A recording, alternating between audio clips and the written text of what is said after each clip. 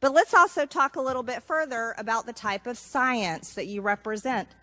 NIH scientists made $710 million in royalties from drug makers, a fact that's been hidden. What's up, guys? Welcome back to the channel. Before we dive in, don't forget to hit that subscribe button, drop a like, and leave me a comment down below, because I want to hear what you think about this one. Trust me, you're going to have opinions. So today we're talking about a heated exchange on Capitol Hill between Dr. Anthony Fauci and Congresswoman Marjorie Taylor Greene. And let me tell you, this wasn't your typical back and forth. This was raw, unfiltered, and it exposed a lot of the anger that still lingers over how the pandemic was handled, what science really meant, and how much power unelected bureaucrats like Fauci actually wielded over our lives. Fauci, you were quoted on CBS Face the Nation saying it's easy to criticize, but they're really criticizing science because I represent science. Do you represent science, Mr. Fauci? I am a scientist who uses the scientific method to gain information. Yes, you said you represent science. Do you represent science, Mr. Fauci? Yes Again, or no? Yes or no? No, that's not a yes or no Yes, answer. it's a yes or no. I don't think it is. Okay, well, we'll take that as a you don't know what you represent. Oh, But this, as director of the NIH, you did sign off on these so-called scientific experiments. And as a dog lover, I want to tell you this is disgusting and evil, what you signed off on, and these experiments that happened to beagles paid for by the American taxpayer. And I want you to know Americans don't pay their taxes for animals to be tortured like this. So the type of science that you are representing, Mr. Fauci, is abhorrent, and it needs to stop. Mr. Fauci, you also represent the type of science where you confess that you made up the COVID rules, including I didn't hear what you 6 said. feet social distancing and masking of children. I never said I made anything up. You admitted that you made it up. You I made it didn't up say as you went. I made it up. So are you saying this is fake news, Mr. Fauci? I didn't say I made anything up. What did you say? I said that it is not based in science and it just appeared. But this is science. What does dogs have to do with anything that we're talking about today? These are scientific experiments. This is what you signed off on. But you also told the American people they had to distance by 6 feet. They had to wear masks. But let's also talk a little bit further about the type of science that you represent.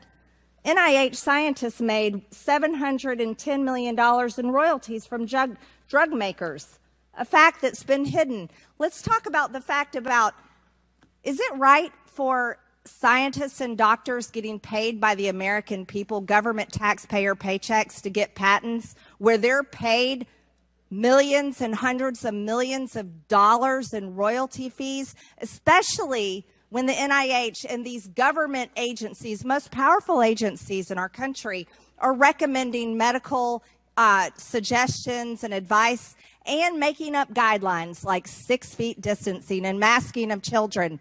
Do you think that's appropriate? Do the American people deserve to be abused like that, Mr. Fauci? Then came the real bombshell, social distancing and masking.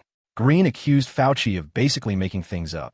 And remember, Fauci himself has admitted in the past that the 6-foot rule wasn't based on hard science. It just kind of appeared. That's not me saying it. That's him. Think about how insane that is. Businesses were destroyed. Kids were forced out of school. People couldn't attend funerals or weddings. Families were separated, all because of rules that weren't even rooted in data, but in arbitrary guidelines. When Greene pressed him, Fauci tried to deny it. But again, he dodged. He knew she had him cornered. Because the truth is out there. These policies weren't proven, they were imposed. Because you're not doctor, you're Mr. Fauci in my few minutes. No, I don't need your answer. I want to talk about this right here. Mr. Chairman, Fauci, objection. Objection. I reclaim my time. I reclaim my time, Mr. Raskin. Gentlelady will suspend. Mr. Chairman, Point of order. Just in terms of the rules of decorum, are we allowed to deny that a doctor is a doctor just because we don't want him to be a doctor? Yes, because in my time, that man does not deserve to have a license. As a matter of fact, it should be revoked, and he belongs in prison. Gentlelady will suspend. The gentlelady should recognize the doctor as a doctor.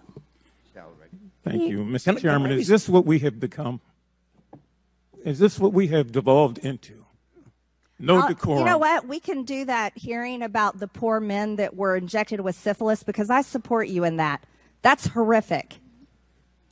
And this government that does things like that to Americans doesn't have decorum to the American people. Mr. Chairman, The gentleman is out of point of regular order, please. The gentleman is out of order. Decorum. I recognize the point of order. Go ahead with your point of order. You got it. No, I mean, I was going to say what Representative Raskin said. That's completely unacceptable to be able to deny Dr. Fauci, who's here, a respected member of the medical community, his title. And that's actually a personal attack on his character. And I have instructed her. He's not respected. And I've instructed her to address him as a doctor. I'm not addressing him as doctor. Let's talk about this. I'm reclaiming my time. I'm reclaiming my time. Words get taken down. I'm reclaiming my time. Second that. Point of order. Suspend. All right. A member can only move to have words. I'm sorry. The issues we are debating are important ones that members feel deeply about. And while vigorous disagreement is part of the legislative process, as I said at the beginning, members are reminded that we must adhere to established standards of decorum in debate.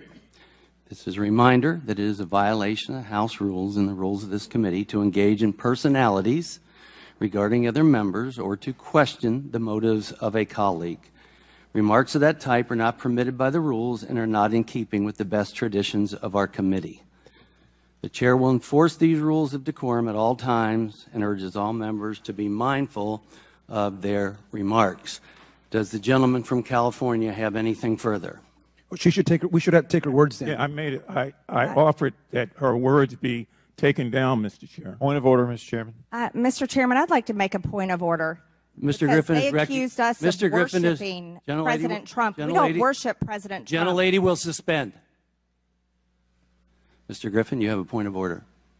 Mr. Chairman, while it may not be polite, I believe the rule only applies to members of this body, the Senate, and the President of the United States. I do not believe that it applies. The rule on taking down words does not apply to a witness. Again, I'm not condoning the words. I'm just relating or asking whether or not it applies to individuals who are just happen to be here in front of us. I agree. The chair overrules the point of order by the gentleman from Maryland, but asks that members please afford all other members the respect they're entitled, refrain from using rhetoric that could be construed as an attack on the motives or character of another member or the witness. You may proceed. Thank you. This was a time in history where you got to throw out the first pitch at the Washington Nationals baseball game while Americans were forced to stay home and watch such events that they love from at home alone on their televisions.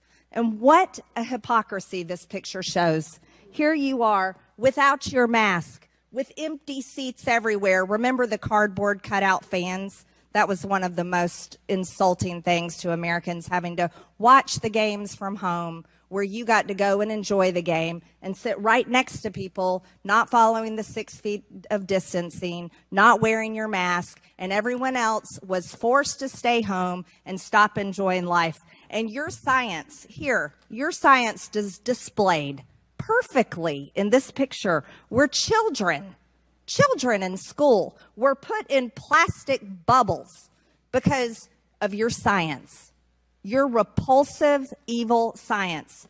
And let's go back to your very own email. You said earlier you don't use email. Oh, you do. Right here.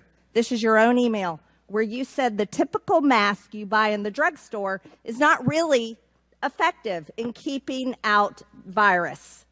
I do not recommend that you wear a mask. This is your email. This is your own words. But yet children all over America were forced to wear masks. Healthy children forced to wear masks, muzzled in their schools.